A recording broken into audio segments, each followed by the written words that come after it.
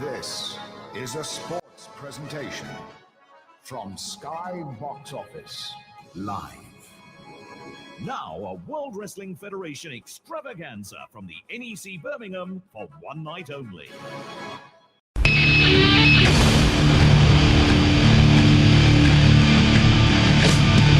my life in the box in front of me. The guitar in my arms is the soul of me. You walk by, ask to see me lay face down.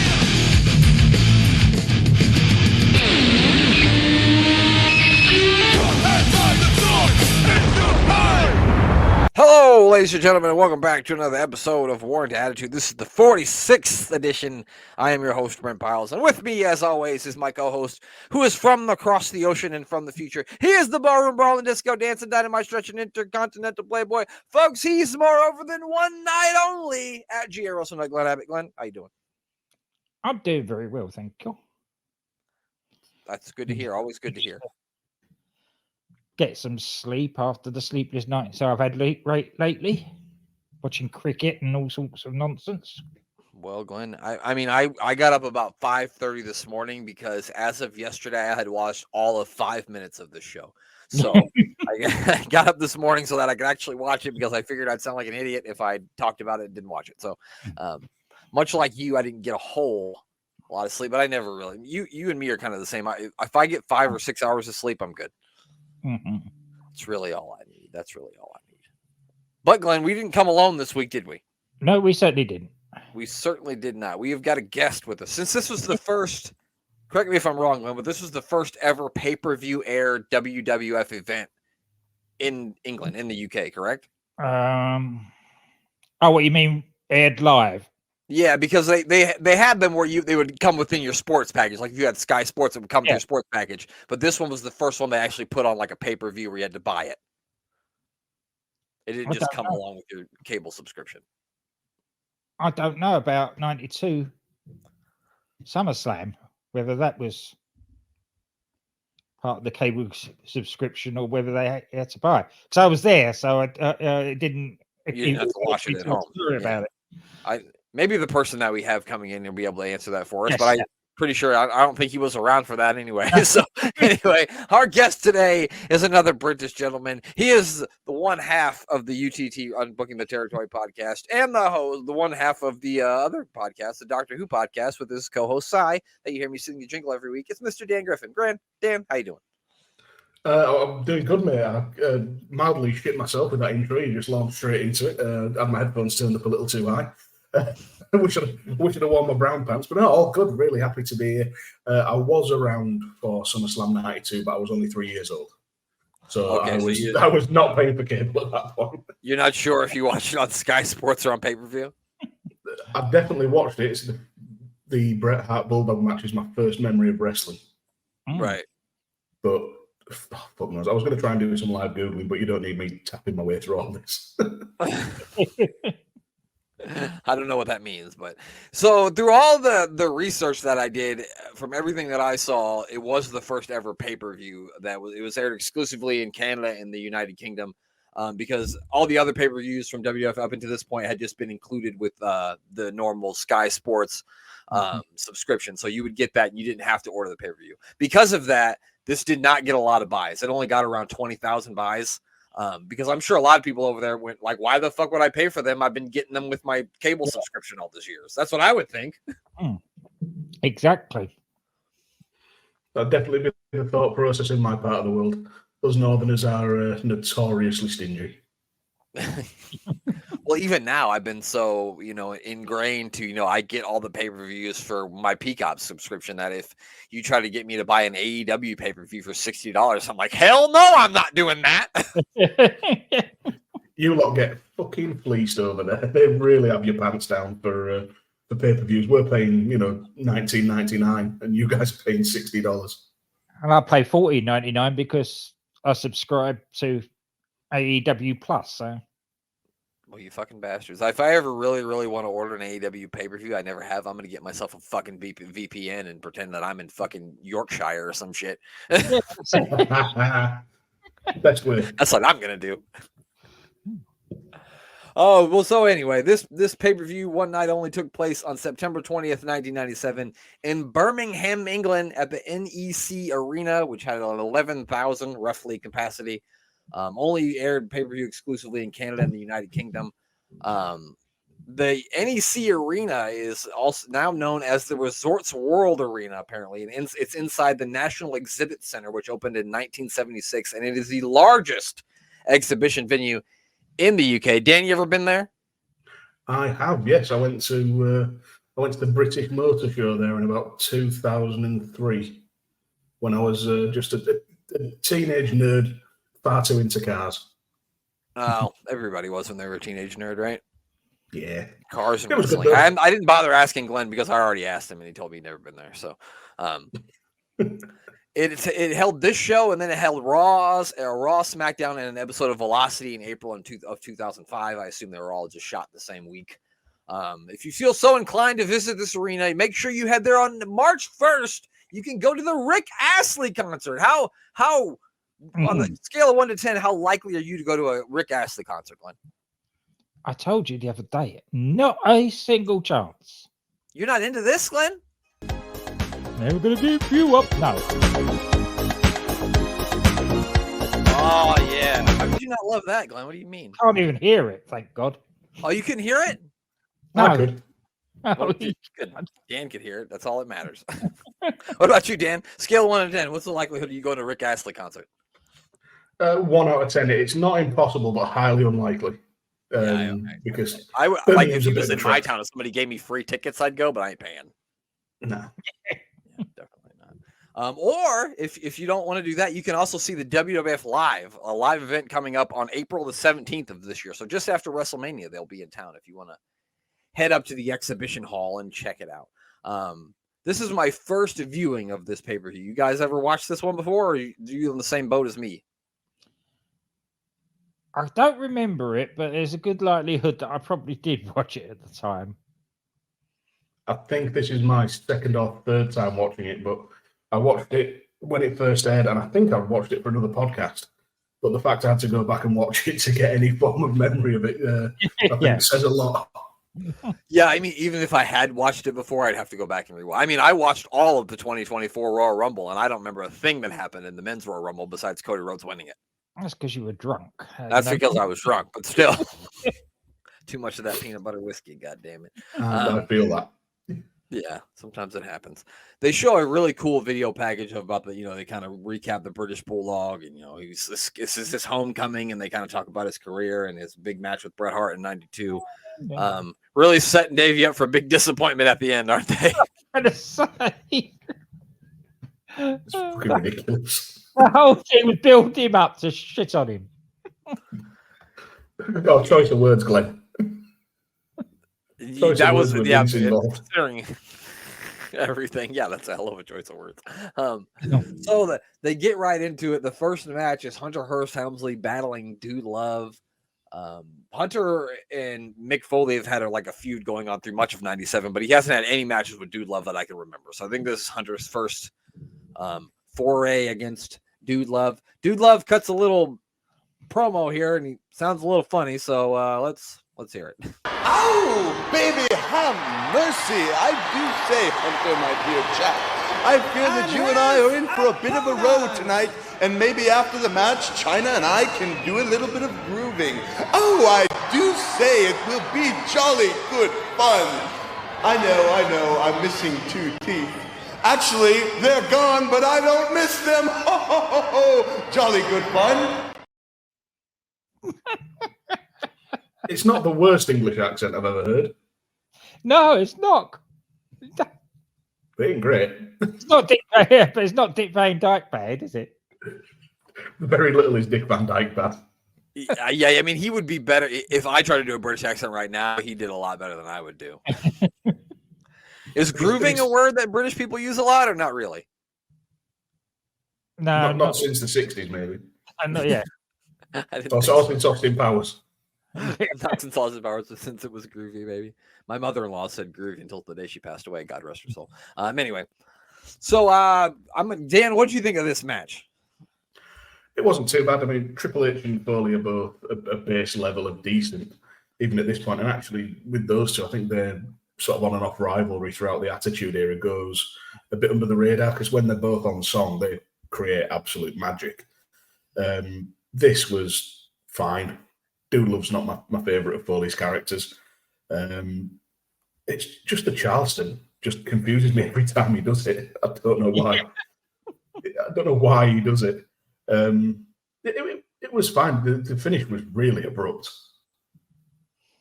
Yeah, it did really kind of come out of nowhere. And like Dude Love came in, like when he first came in and he was a tag team partner with Austin, he kind of had some steam, but I don't really like, you're like, if you're doing power rankings of all of Mick Foley's,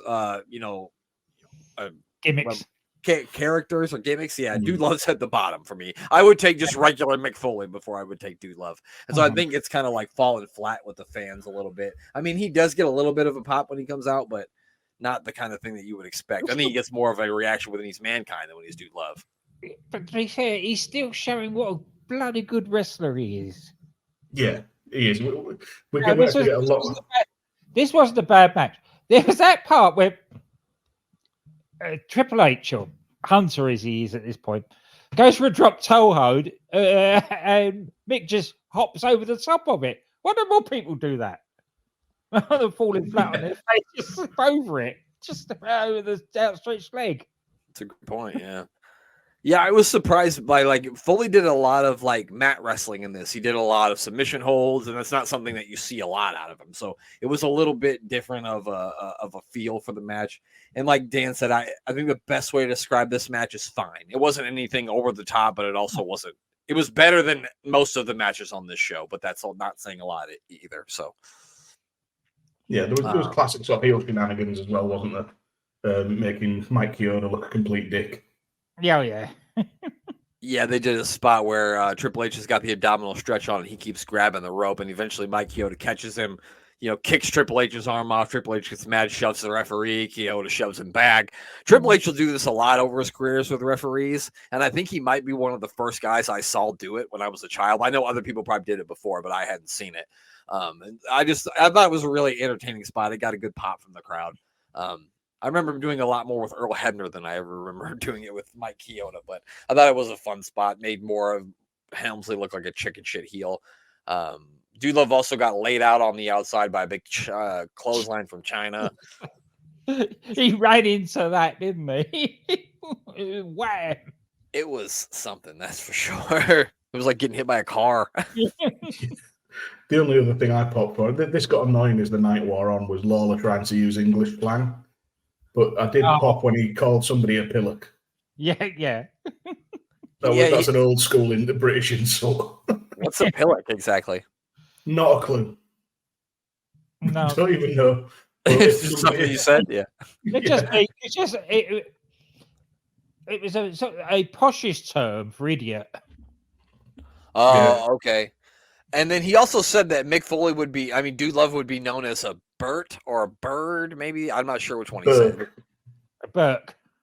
What's that mean? Do you want to explain the full thing? Burke is short. Is actually, I believe, a Cockney rhyming slang for Berkeley Hunt. Yeah. So Well, I won't drop. I won't drop the C bomb on the show. If you think of a word beginning with C that rhymes with Berkeley Hunt. Oh, yeah, it's that C word that you Brits like to throw around a lot, but we don't usually say here in America very often. Okay, I get it. I get it. Thank you.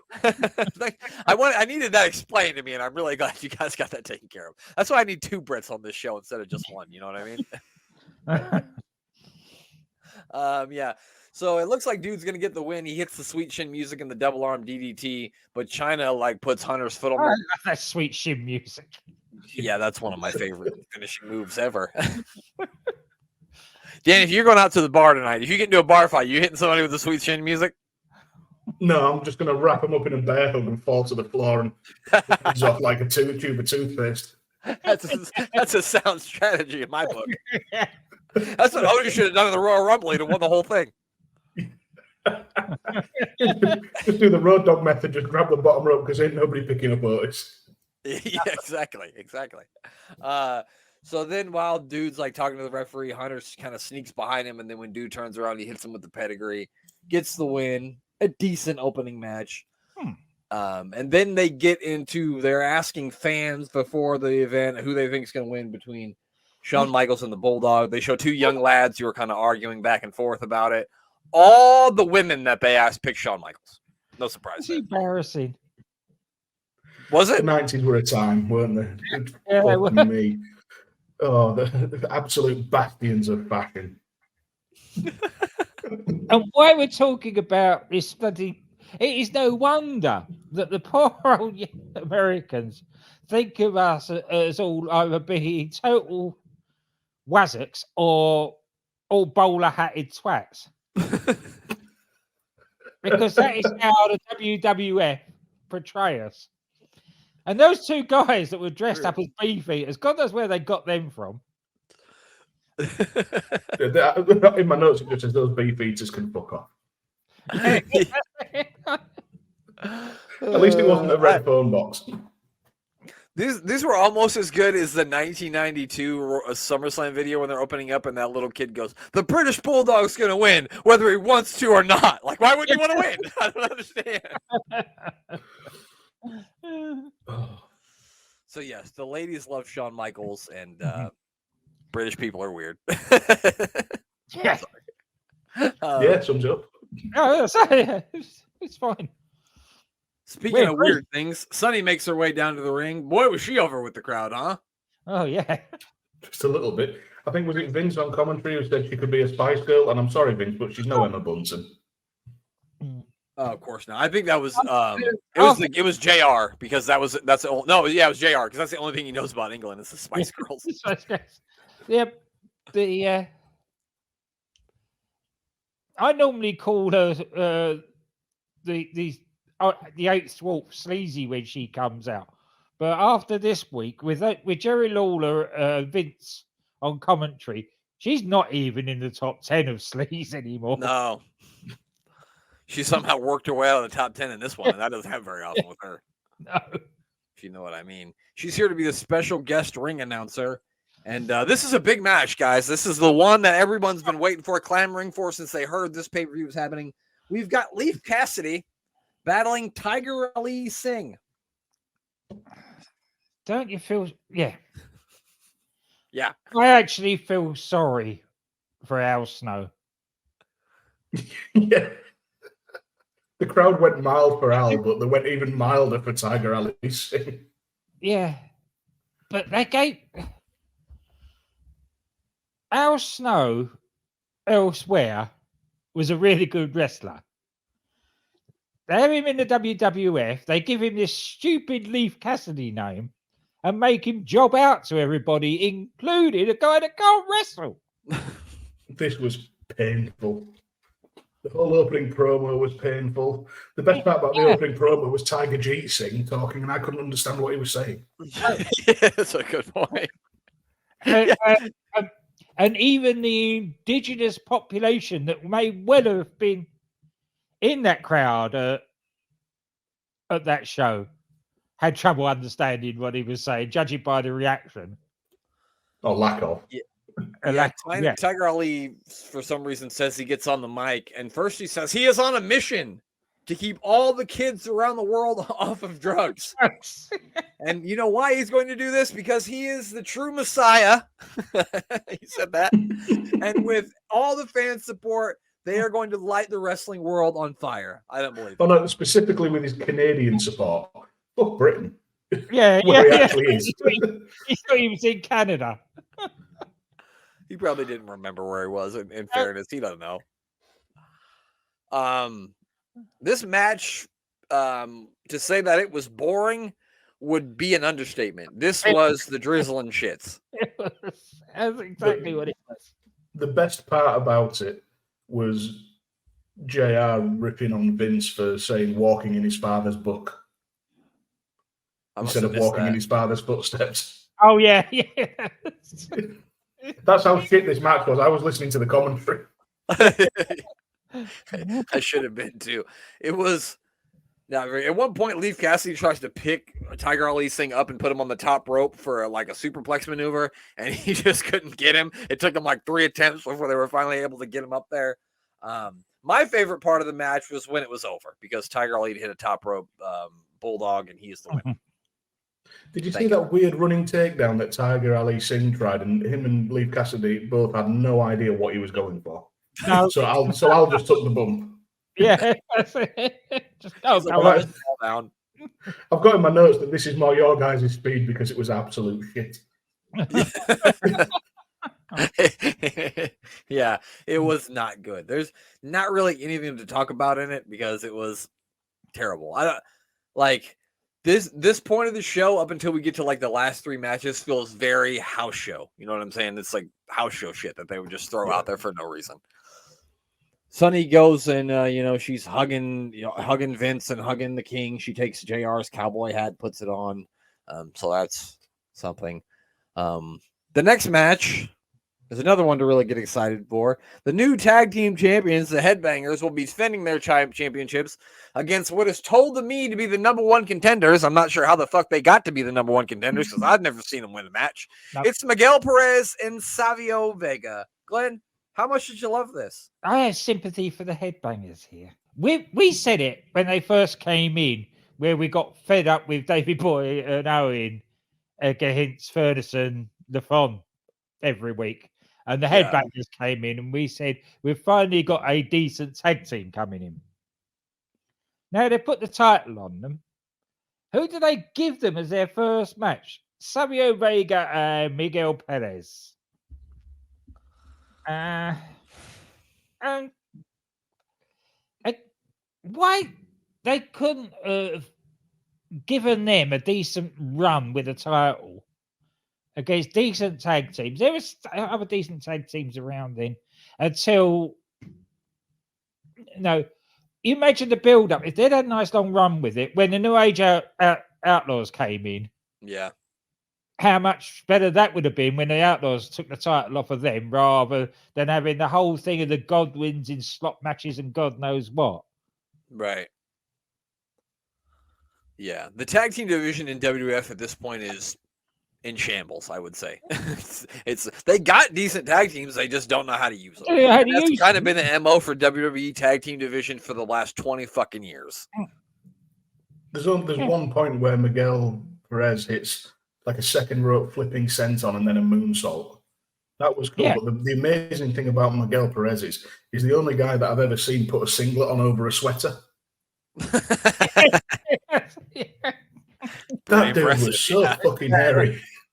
Yeah. He's like fucking Puerto Rican George the Animal Steel. Yeah, he is a hairy motherfucker. He looked like a hair on welcome his mat. chest than he does on his hair, on his head. That's weird, you know. This was for most of it. It was serviceable, but why should I give a shit? Yeah, and I felt like there was like a ridiculous amount of rest holds Yeah. Yeah. and Lot of, nerve lot holds. of side Like, how headlock many nerve takeovers. holds can we do in this fucking thing? nerve holds. Right, and unless you're like Andre the Giant or like a big fucking guy, your nerve hold doesn't make me believe anything's happening besides the guy sitting there while you're holding his shoulder. You know what I mean? Like, it does nothing for me. So I don't know why nerve holds are a thing. It's a deep tissue massage at that point. Yeah, you're basically at the chiropractor at that point. I mean, I suppose from maybe like a tag team purist point of view, they did Los Boricuas of isolating Thrasher. You know, they did build up to the hot tag quite nicely. That is something different, but it was still, no matter how technically good it was or how on paper that is the right thing to do, it was still just a bit dull. Yeah. Yeah, it's the same thing that you said of like, it's fine, but I don't care because one of these tag teams, they just came in and like, explain to me how they became the number 1 contender. Show me a video of them winning a match where they came. I've reviewed every Raw from '97. They ain't won shit. All we've ever seen of Los Boricuas are mass brawls. Yeah. Savio Vega having a wrestling match that turned into a mass brawl. That has been the Boricuas so far. And now all of a sudden they've got a tag team that's the number 1 contenders. How's that happened? Yeah, and I can't name any of the guys in the Los Boricuas. There's Savio Vega and the guy with all the hair. I don't know who the other guys are. No idea. I couldn't tell you what their names start with, what letter it is. I don't know. They were made number one contenders on the power of Savio's chops and the decency of his spin kick. I mean, yeah. Sounds about right to me, Dan. Sounds about right to me. And then from this, I couldn't give a shit about match. We go a step down. Yeah. We do. But the JR interview with Bulldog. Oh, He- that, yeah. don't worry. He was fucked. Yeah, he was.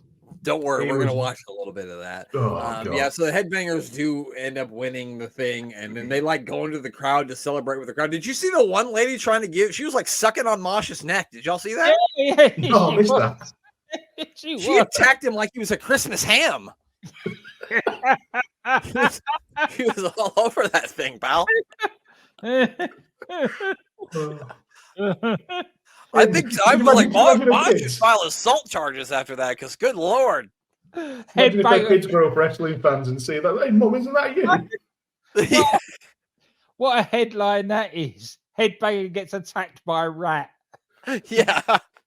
Headbanger Mock- attacked by Mock off, by gosh. yeah.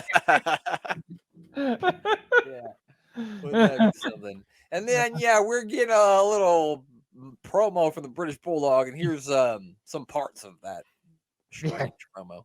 Davey, how special is this homecoming going to be tonight, defending your European title in front of your countrymen?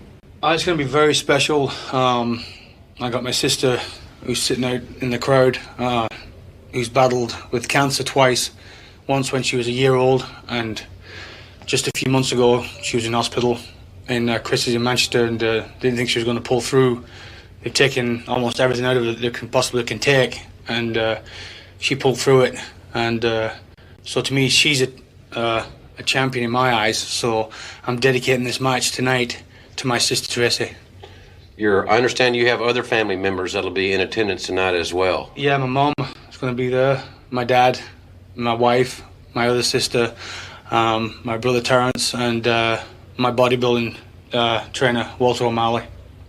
Have you ever been more ready? Is this going to be, as far as you're concerned, the biggest night of your career? Yeah, I would say it's going to be the biggest night of my career, yeah. Defending my European belt. Especially when I walk out at the NEC Arena in front of 15,000 people and live on pay-per-view all over Europe. It's gonna be one of the biggest events that I've ever stepped and walked out in front of. And you're ready to go? I'm ready to go. Good luck. Thank you. He's ready to go. Fucking Yeah. hell. We've all done that. We've all got that drunk where you sit there and you just sort of, you're having to lean to one side because you can't quite keep upright. Yeah. He's I think they had it right when they said he was geared up. Well, He was on something. they were slimming tablets. Really? Yeah. Yeah. Walter had got him. We discussed this before, so this is not a secret. That I was Right. talking or anything. Walter had got him off the painkillers and steroids when he came back over here at the beginning of '97, and that is why when he was tagging with Owen, he looked as healthy and as clean as he'd done for years. There was a lot of political shenanigans going on behind the scenes with this, and a certain somebody who we won't mention anymore wanted him to lose weight to sell the idea that he was going to be, he wouldn't overwhelm Sean. So he went on a crash diet and took slimming tablets, and that is the consequence of that, plus with the alcohol as well. Yeah, you can tell by his eyes. His eyes, you can tell that something's not right with him. Like, say he's talking, he's operating, but it's not. His lights on, but his lights are on, but nobody's home. You can tell by his eyes. 3 months before this, David Boy Smith doing the same interview, when he was asked, "Is this your greatest moment ever?" He would have probably said, "No, Wembley '92 was." Right. But he has got. It's a rough watch. It is a rough watch. Yeah, it made me a lot of this made me feel bad for him. A lot of the stuff that we're going to look at is going to make it just made me feel really bad for him. But yeah, Glenn's right. The house show matches keep rolling on as we get another throwaway match. Oh, Flash, you are so funky. Dan, do you ever want to get funky to Flash Funk's music ever?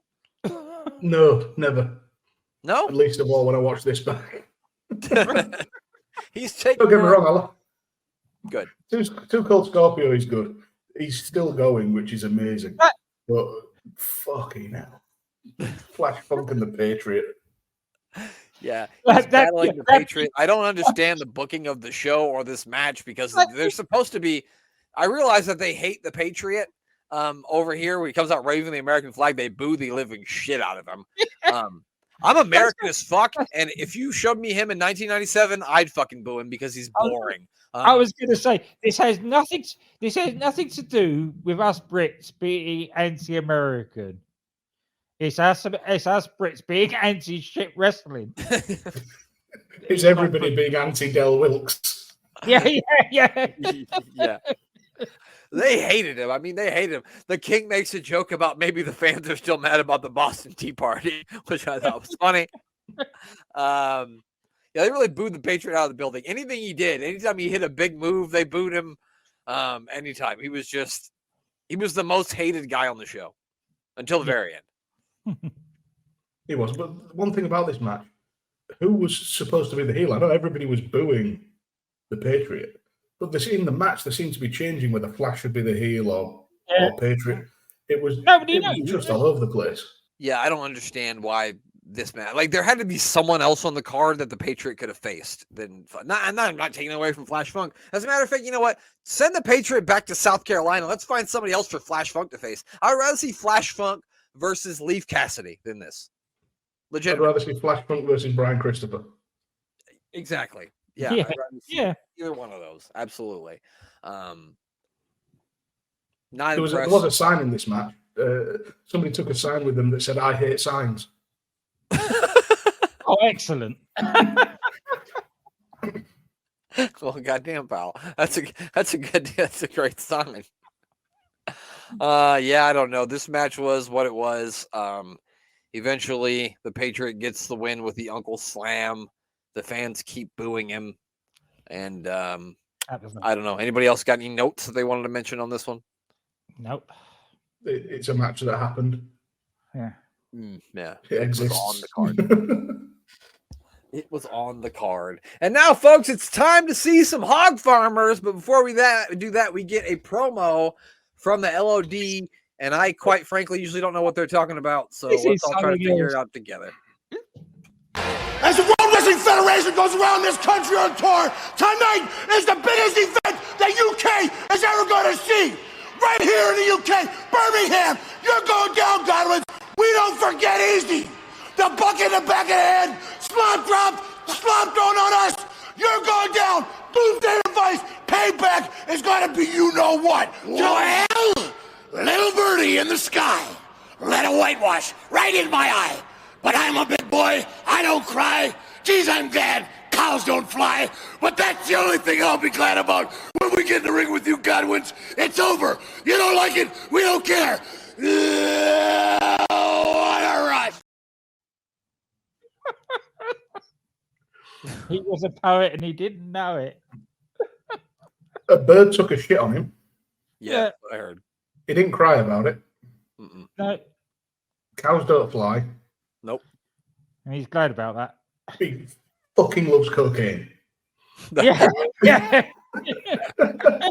That's what I took from that too. Yeah. I'd still rather listen to like a Dr. Seuss book and was like, "Oh, that's good." I'd still rather listen to Hawk and Cody Rhodes cry about something.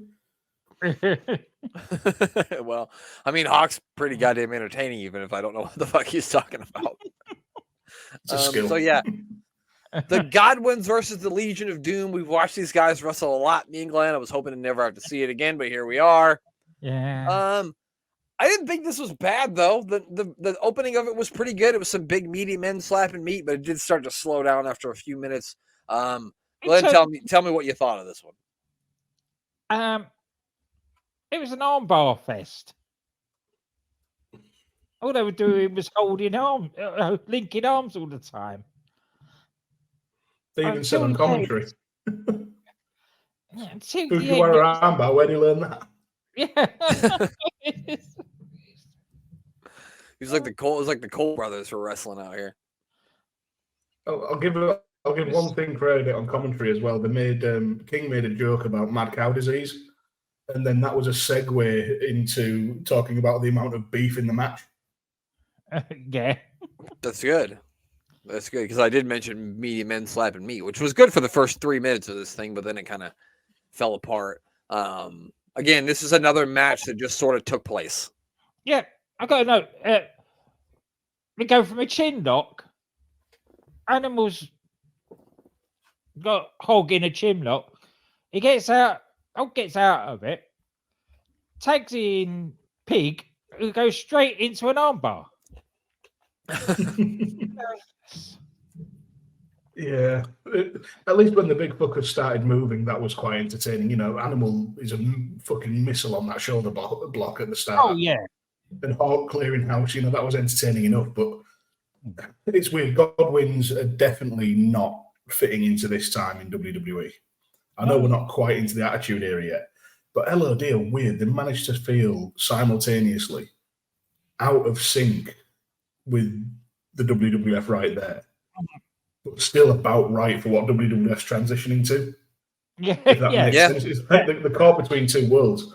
And I know that, oh God, they're trying to do LOD 2000 later on, and that's a fucking disaster. They try to bring Sonny in as their manager too. Yeah, and that's just like, well, that's probably not going to work. I remember I was like 15 when that happened. I remember going, that's weird. That's going to work. Whoever looks at Heidenreich and said, "Yep, he'll do it." It's a Scottish Danny did. The only Heidenreich fan I know, Scottish Danny, did look at that and think it was great. There had to be one, right? LOD do eventually get the win here with the Doomsday device. They give it to Phineas because God knows Henry ain't taking that shit again after they broke his neck. I did like it as well when they That's described. okay, but I hope I never have to see them wrestle again, you know. Yeah. But I have a bad feeling that I'm probably going to have. Me too. Yeah, I think we will. The next thing is an in-ring interview. It is JR. He's got Ken Shamrock out here. I guess Ken Shamrock is supposed to be taking on Owen Hart this evening, but due to some internal injuries,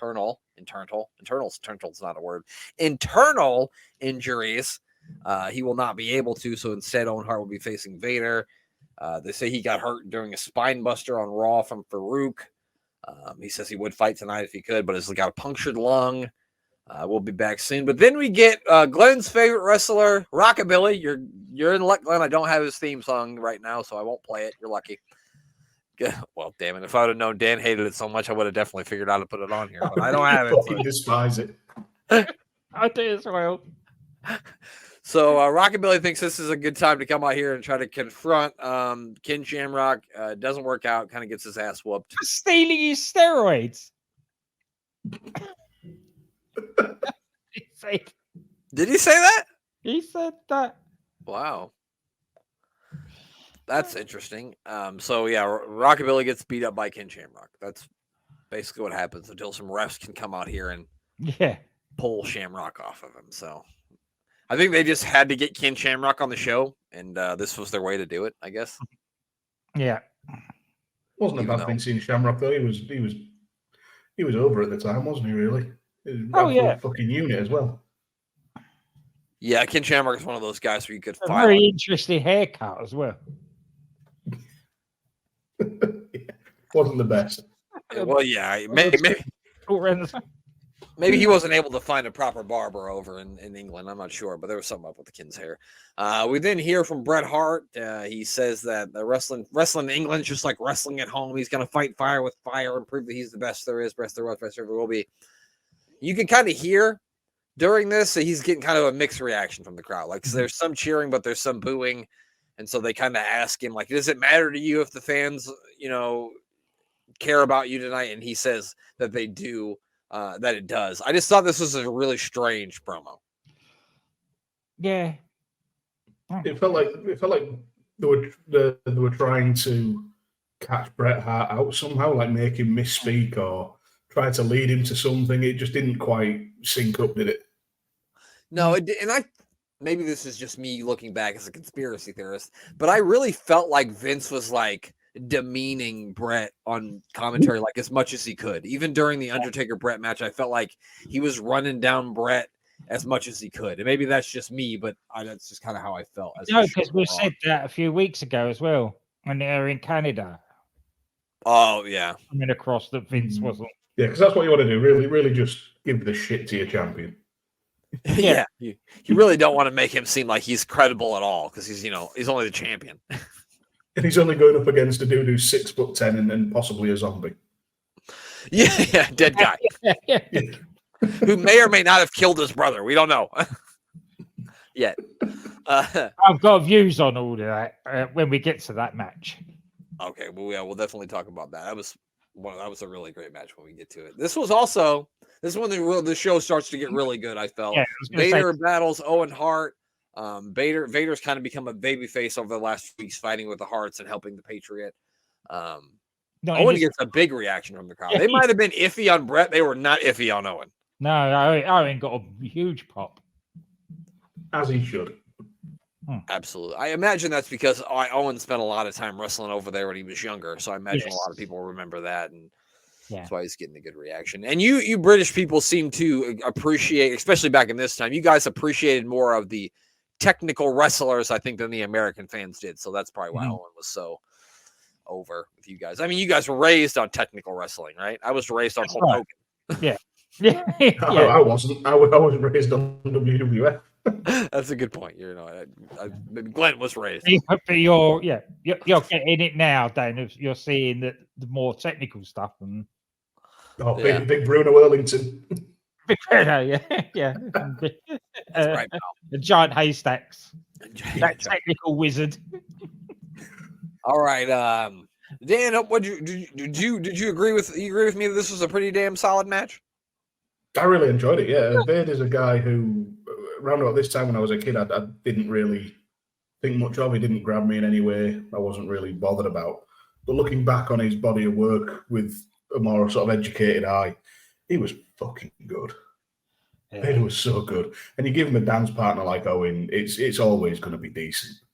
But yeah, this was easily the best match on the card up to this point. Well, apparently they're not long before had a real barn burner in Japan. So this was basically a rerun of that. That's brilliant. I mean, they even did a spot in this where Owen goes for the crucifix. I think this was the first time we saw it in the show.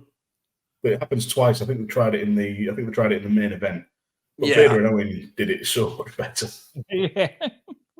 And it's crazy when you think of, one guy has like 250 pounds on another guy and they're still able to execute that with. You must admit, though, it is the definition of optimism when we're about 2 minutes in, Owen tries to put a sharpshooter on Vader. He kept trying to slam him, too. Like, he went for like 3 or 4 slams. He finally eventually does get him up and slam him. But, yeah, he kept going for the slam, which I found to be interesting. Did you see Vader go to the Boston Crab as well? Oh, God, yeah, he did he cinched that in, didn't he? Did not expect to see Vader submission wrestling. No. No, that's not something you're prepared for. Vader's like the last guy you want wrenching in a fucking Boston Crab on you. You talk about visiting the chiropractor. Yeah, no shit. You're really gonna need a nerve hold after that, if you know what I mean. Yeah, so lots of good stuff in this match. Owen Hart hits a Hurricane Rana on Vader, and he kind of like lands on his head, and they make a joke of like, I don't even think Vader knows he's on his feet, which I thought was funny. I laughed at that. Yeah, he didn't even know he was on his feet. Vader hits a splash from the second rope, but Owen's able to kick out, which got a huge pop from the crowd. Throughout much of the match, it was really like Vader was the heel and Owen was the babyface because Vader was really punishing Owen, and then Owen had to like make a comeback. So they did a really good job of kind of like switching roles because of the way the crowd was reacting. So I thought that was great. Owen was able to get out of a power bomb, and then he hit a beautiful enziguri attempt on Vader. I was really shocked by the finish because I figured that Owen was going to win this match, but Vader wins it after catching Owen with a power slam off the top rope. But yeah, definitely up until this point, this was by far the best match on the card, in my opinion. Yeah. Yeah, easily. It was just when you say about them transitioning into Vader being the heel and Owen being the face, the crowd were behind Owen anyway, but it's so difficult to have the smaller guy be the heel. Unless he's a real chicken shit. And Vader just naturally, when he's throwing those giant haymakers and headbutts and all of that, I think they managed to work it into such a way that they got the result they wanted. So moving forward, the story's still intact, but still put on an absolute banger. Yeah, absolutely. I 100% agree with that. It would have worked in America with Vader being the baby face and I'm being the heel, because that's a story they've been telling about the Hearts all over. They're the heels. Yeah, it doesn't matter at this point with the Hearts. Vader added to his heelness with the British crowd by siding with bloody Dale Wilkes. Oh, yeah, they already hated him anyway, so. Well, as they keep telling us, Britain is bizarro world. Yeah. I guess, King. For something that's bizarro world, he was sure trying to throw out a lot of British slang, wasn't he? He was. You know what's bizarro world? The South. The South of the United States. That's bizarro world. If you want to talk about bizarre. So then we get, it's the WWF title match, Bret Hart versus The Undertaker. I found it funny that if you lived in the United States, you couldn't get this on pay-per-view. You had to buy the cassette tape, and it did not include this match. They cut this match from it. That's weird. I would have been pissed. Yeah. Before this match, we get a promo from The Undertaker, which is pretty good. So let's hear it. One night only. You have one night to prove to all the world you deserve to be World Wrestling Federation champion. For you see, Bret, Shawn Michaels won't be the special referee. What's that mean? It means that you have to look into the eyes of the Reaper and deal with me one-on-one. There's not going to be someone lurking in the shadows waiting to hit me in the head with a chair. And although you may have all these fans across the world convinced that you're their savior, but you're nothing more than a demon, and I will expose you as that demon tonight. The Undertaker recognizes no boundaries, only creatures, for which you are not.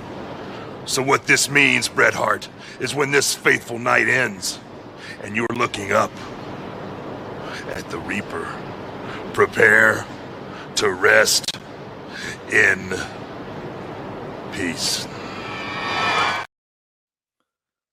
Sorry, guys. I know we're talking about wrestling, but I'm just looking up the football scores. Luton and Newcastle are tied at fucking 4 right now. Holy shit. Yeah. Newcastle 2-0 up as well. They were up 2-0, huh? Yeah. Wow. And Burnley have just equalised against Fulham as well. That's 2-2. Yeah, and our buddy Andy from the Bang Bang will be happy because Brighton's up 4-1 on Crystal Palace. So, no, he's Bristol City that he likes. Like, yeah, he's Bristol City. They lost 1-0 to Leeds last night. My bad. I got the wrong L team. You got 3 of the letters correct. There we go. I mean, I'm doing my best. This is my first real season as a British soccer fan. So, anyway, so back to the wrestling. I've always heard that this was a classic match between Bret Hart and The Undertaker. They've had a lot of them. So I was pretty excited to watch this one, and I was definitely not disappointed. It's kind of a toss-up between what was the match of the night between this one and the main event, but I would probably give the nod to this one. This was really good. What did you think, Glenn? I loved it. I absolutely loved it. It is nice to see The Undertaker being used in a decent match. Besides, obviously, the ones he's had with Shawn Michaels, yeah. Oh, yeah, yeah. But the best of those are still to come, aren't they? Really? Yeah, because, I mean, he's only had one with Shawn Michaels thus far, so. And a lot of this time, besides, like, Mankind, I feel like The Undertaker gets thrown together with a lot of stiffs, usually. Yeah, that's right. He's got to make the proverbial chicken salad out of chicken shit a lot of the time. So The Undertaker was way over with the fans in England. They were like iffy on Bret Hart. I thought Bret got a pretty big pop when he first came out, but they were kind of 50-50. But they love The Undertaker, and I mean, there's not a place The Undertaker isn't over, so that makes sense. Until later in the match, where they were ready to riot on him. Yeah, I really like this match. Obviously, I'm a massive Bret Hart guy, so I'm always going to give the nod to Bret over Shaw. But this was brilliant. You say about the mixed reaction. There were definitely some hyenas in the crowd who didn't like Bret. There were definitely hyenas out there that did not like. I love the shithousing early on with Bret just taking the pad off the turnbuckle as the ref's distracted, and it just solidified to me that no one hits the corner like Bret Hart. That's right. Yeah, everything sounded like it hurt. That was a bit weird, though. It was like placing the gun there, but never ever pulling the trigger. With a... Yeah, that's true because nobody ever really used it, did they? Oh. Yeah, Bret went sternum first into it. Oh, that was it. Oh, yeah, yeah. you're right. And that was the whole thing. This is also the only match I've ever seen where somebody works over somebody's chest. Oh, that's right, because that led to the heart punch, didn't it? Yeah. Oh, Okay. It makes more sense to me why I used the heart punch because I don't ever remember seeing The Undertaker use a heart punch. This is like the first time. I think he would use it on later when he became like the best striker in the WWE or whatever, but I don't remember him using the heart punch a lot. Yeah. So that was Crush's thing. I loved it as well when Taker does this whole, landing on his feet on the floor after being clotheslined over the top. And then in my head, I'm thinking, Bret's not going to hit a fucking tope because that's just what modern wrestling has done to me. But no, Bret goes for the baseball slides. None of that tope here. And tope shit here. And he gets caught doing the axe handle off the apron, and Undertaker starts working over his back as well, ramming him into the rope. It was awesome. And then I saw a couple of great signs while they were doing this. Someone had "We Want ECW" on Sky. Yeah. And another one just said, "Die, Bischoff, die." I have that one in my notes. I said, I can see a sign that says "Die, Bischoff, die," which I thought was pretty aggressive. It just made me think of The Simpsons, though. The episode where Sideshow Bob gets out, and they say, "Don't you have a tattoo that says Die, Bart, die?" He says, "No, it's German for the Bart, the." Yeah. I mean, I thought the pacing of this match was phenomenal. Like, they get in there, they start off hot, but then they start to slow it down, and then it really picked back up at the end. I mean, they went 28 minutes, and it didn't feel like 28 minutes to me. I don't know about you guys. No, it didn't. Not at all. Felt about 15. Yeah, I would definitely. Also, there was a sign that I saw in the crowd. This, if I was on the UTT podcast and I had to give out sign of the week, this would win my sign of the week. It said, "Ted Turner blows Hogan." Yes. Yeah, I saw that as well. Did you guys see at one point, it was a sort of an error in directing.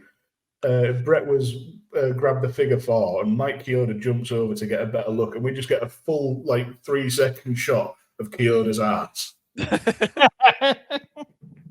Kevin Dunn must have missed that camera cut, didn't he? Yeah. Yeah. But then Taker was in that hole for a minute and a half. Yeah. Yeah. I love that Bret came up with a counter to the old school by just falling up. Undertaker's got his arm, he's up on the top rope, so Bret just falls backwards and drags him off. Yeah. How more people you do that? Bret Hart is so fucking good. Like, he's just, man.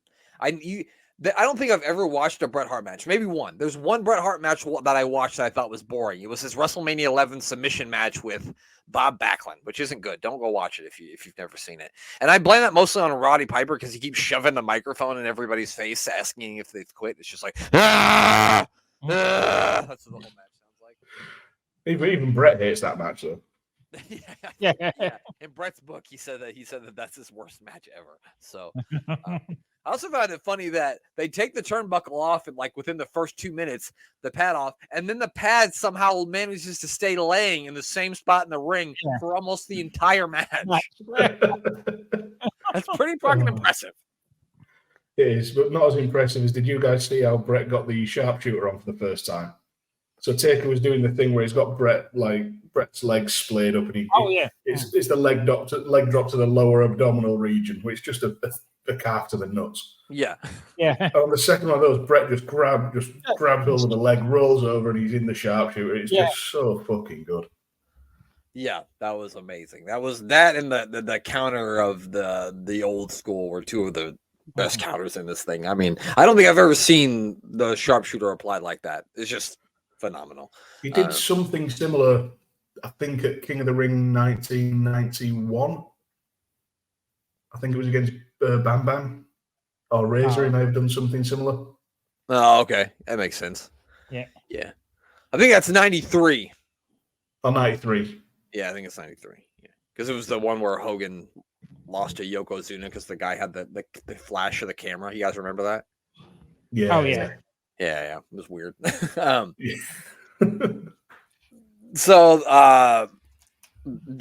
Bret Hart eventually gets his like head caught in the top rope. It's like hanging there, and Mike Chioda keeps trying to get him out, but the Undertaker won't let him. And so finally, the referee calls for the bell. The Undertaker responds to that by choke slamming the referee. Eventually, they get Owen Hart and Gerald Briscoe down here to get Bret out. Bret then grabs Gerald Briscoe, pulls him in the ring, choke slams him too. So even though this match ends in a DQ, I have no complaints. Did you see how good a job Undertaker did of stopping Briscoe from landing on his head? Yeah. Briscoe jumped up, flung his feet into the air. That he was going to rotate. Yeah. But Undertaker had to power him down. Yeah. Straighten him out. Yeah, that was insane. But yeah, it's normally I'm not a fan of like a DQ finish like this, but in the context of the match and how good it was, I'm fine with it.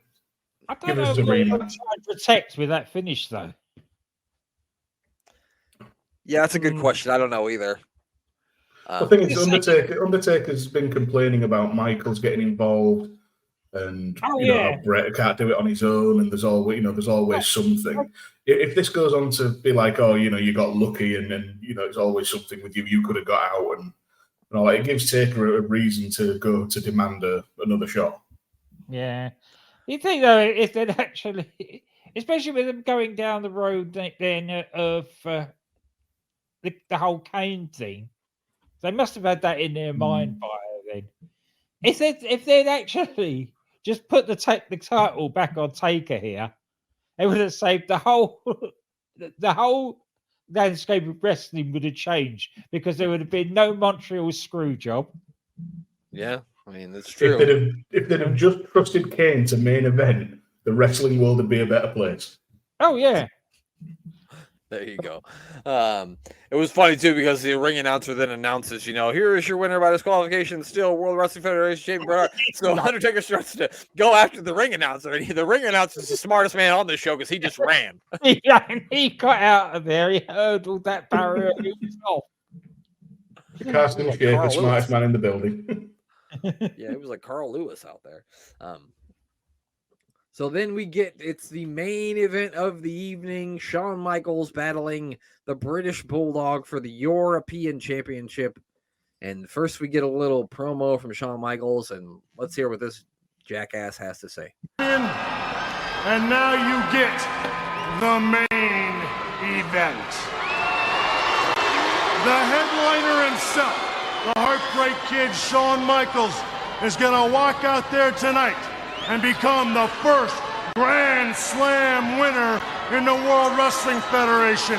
The first man to hold the WWF title, the Intercontinental title, the WWF Tag titles, and tonight I will walk out with the European title. Thus, can you top this, Shawn Michaels? Can I top this? Yeah. My middle name is Top This. I got news for you. You can send out anybody you want, but you haven't seen the showstopper until the Heartbreak Kid enters the ring. And you're about to get it live and in living color. HBK is on his way. He's such an asshole. Yeah. He really is. What's he doing with his mouth? What's going on with one corner of his mouth? Just talking out one side of his face. It was really weird. Oh, he looked like JR, but without the palsy. I don't know if that's fucked up to say, but I said it. He's got his bell end palsy. Yeah, and I thought Vince threw a little subtle shot there. He said, "Can you top this? Like, can you top Bret Hart's match?" I feel like he even threw a little subtle shot there at Bret Hart a little bit. So I don't know. Maybe. And then Shawn Michaels comes to the side of the ring and decides to be a paedophile, kissing underage girls. Yeah, and did you see the kid had the British Bulldog figure and he was sticking it right in Shawn Michaels' face, and then Shawn Michaels picked it up and it looked like he was going to drop it in his pants. I think he dropped it on the ground, but it looked like he was going to drop it inside of his pants, and I'm like, don't do that. No. It's a kid. This is a one strong kid though, because Shawn Michaels, like he grabbed Shawn Michaels' arm, was like pulling Shawn Michaels back. That kid wasn't fucking around. I have a feeling that if they got into a shoot fight, that kid kicked Shawn Michaels' ass. Yeah. He's as strong as 10 Marines in Sacramento.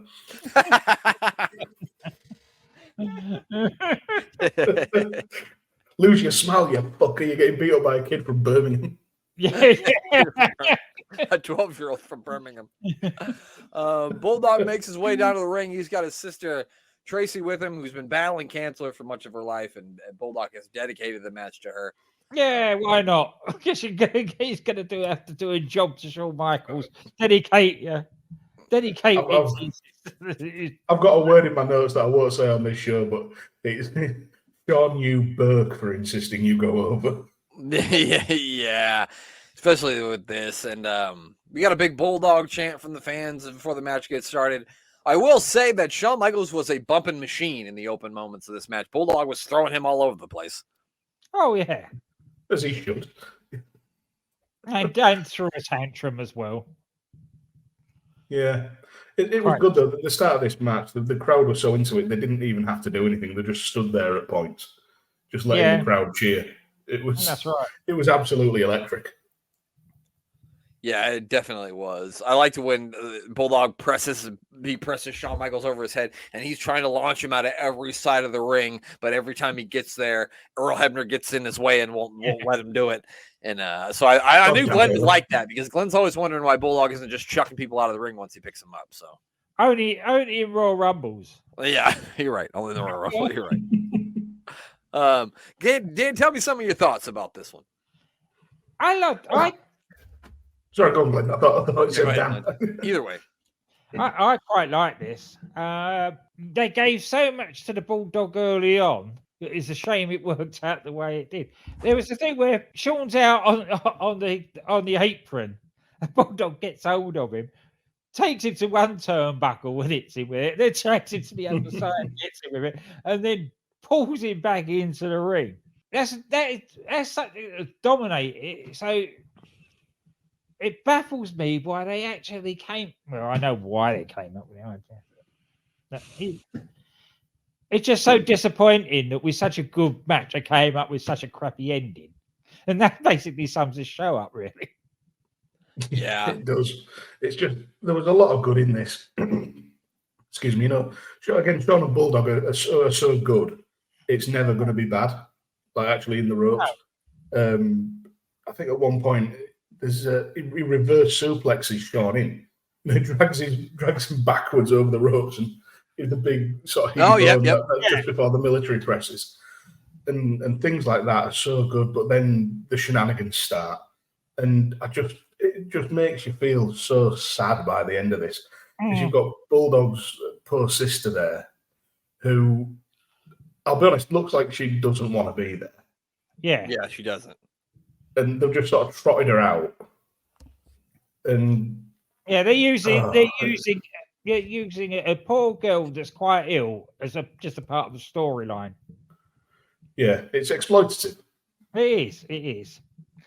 That's what. Then they don't even have the good decency to give Bulldog the win, and to give that moment. The sensible thing, if you don't have Shawn Michaels in your ear, is to have the feel good moment. Yeah. And he didn't even Bulldog didn't even have to pin Shawn. He could have won by DQ. He could have ended in a smudge, and people still would have went home happy. You know what I mean? You could have had Rick Rude, Triple H, China.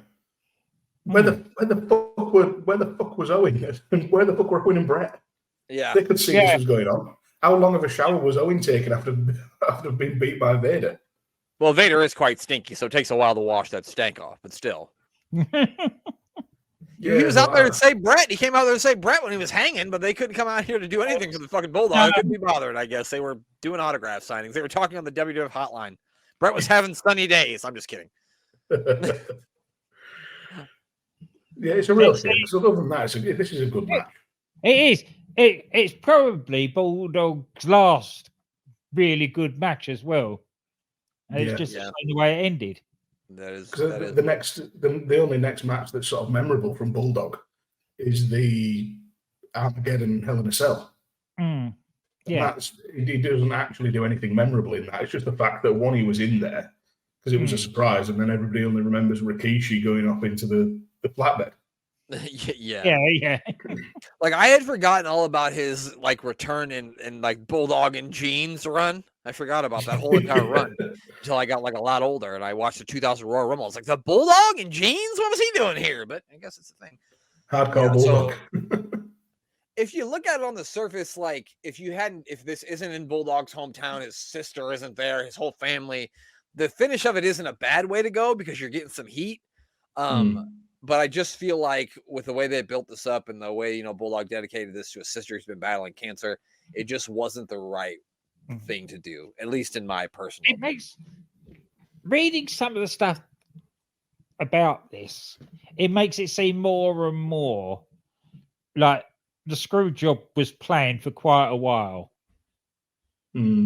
Because this seems like this is the start of getting all the belts off the other Hearts before what happens in Montreal, because they knew at that point that they'd all walk. Yeah, and I think by this point, Vince has basically told Brett that he can't honor his contract that he signed in 1996, and if he wants to go to WCW, he can. So I think the writing on the wall there is that Brett's going to be gone. Yeah. So I think that absolutely had to play a lot into this, and of course, the politics of Shawn Michaels. The whole thing was unfortunately political. Yeah, and Bulldog got caught up in the middle of it. Yeah, and it spoiled what was a very good match. Yeah, if you have the right finish in this, you are looking at an all-timer. You're looking at an all-time great moment, happening for Bulldog in his home country again, to go along with SummerSlam '92.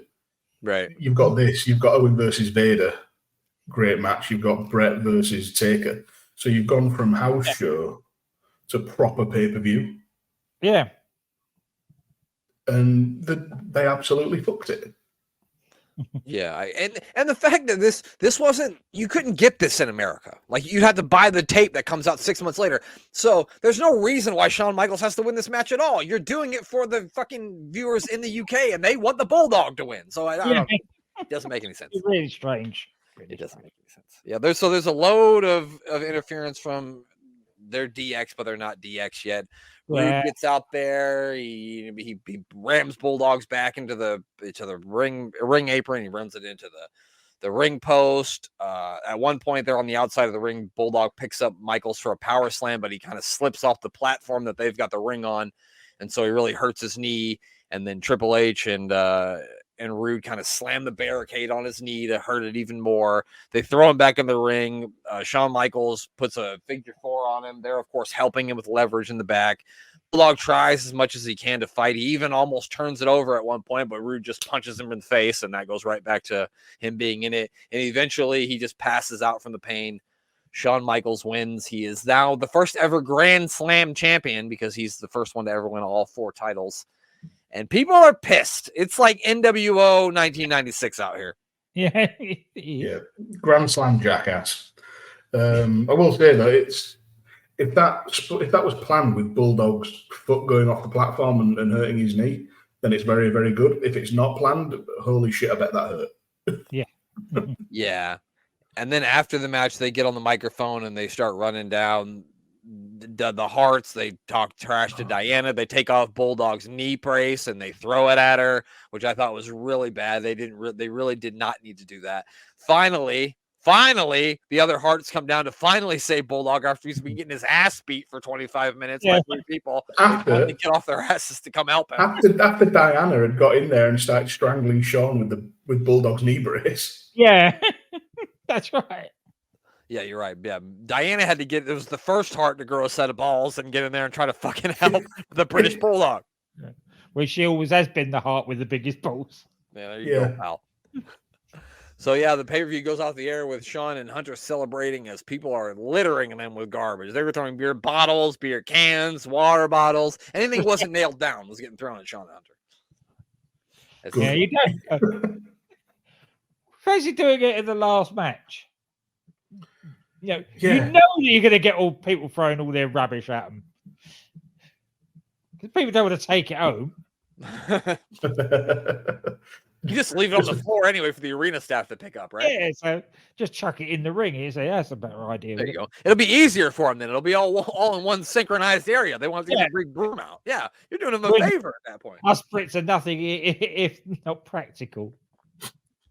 Right. You guys are not about winning. I'm just surprised nobody set something. There must have been somebody in that crowd with a lighter. I'm just surprised nobody set something on fire and just launched it in the ring. Yeah. Probably couldn't find anything to burn. A flying flaming roll of toilet paper flying at Shawn Michaels' head in the NEC arena. I have seen a roll of toilet paper thrown at somebody during a wrestling show.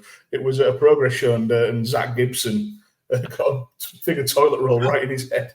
Yes. If I would want to throw toilet roll at a bog roll at any man, it would be Zach Gibson. So that makes we went through a phase at North as well when I don't know how it ended up happening, but somebody threw a toilet roll at a guy called Shreddy.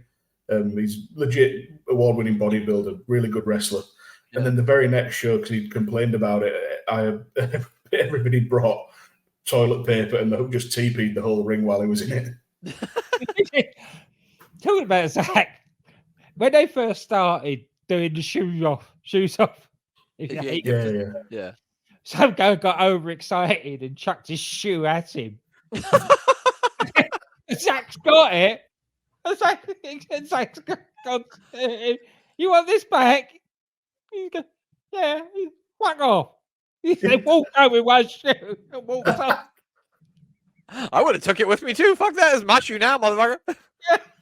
Have fun getting home with one shoe. Yeah. Well, that is it. That is WF One Night Only. We want to thank our guest, Dan, for joining us. Dan, before we get you out of here, where can people follow you? Where can they listen to your shit? Give us all the news. Thanks for having me, gents. I'm over on that Twitter X Twix thing at DanGriffin21. Just tweeting all kinds of random bollocks, to be honest. Sometimes about wrestling, sometimes about Doctor Who. Speaking of Doctor Who, every week you hear it, I'm on the Doctor Who podcast with Danny Inside. There we go. That's over on SJP World Media. Also on there, I do the volley with the magnificent Matt Lewis and Connor from Connor Knows Footy, where we do alternate commentaries for Premier League games. And the main project is Unbooking the Territory, which Glenn plugs every week. Thank you very much, good sir. Where we look at the first and last of wrestling and all the side projects. Unbooking the Tankatory, which you hear about every week. Unstacking Dadatory, which you hear about every week. Unputting the Territory, yada, yada, yada. You don't need me to go into any more details. There you go. Give a Dan a listen and a follow on all those things. What about you, Glenn? Some of your plugs are gone. You don't have to do half of them. DDT Wrestling with DC and Doc. And if you enjoy listening to War Into Attitude, the Nitrogen Podcast. They're also in 1997 at the moment, covering Nitros. They're still in January, so they're a little bit behind us. But if you want to find out what was going on at the other on the other channel where we were watching Raw, give them a follow. Yeah, check that show out. Maybe if you maybe you haven't listened to War Into Attitude yet, or you could go back and you could start over and you could have your own Monday Night War right there in your living room while you listen to the podcast. While we're not at war with them, I don't think. Glenn, message them and see if they want to start a war. Yeah, just really. Just kidding. And of course, make sure you check out SportsWire Radio. Give our buddy Thomas Bryce a follow and check out the website sportswireradio.org. That's sports with a Z, wireradio.org.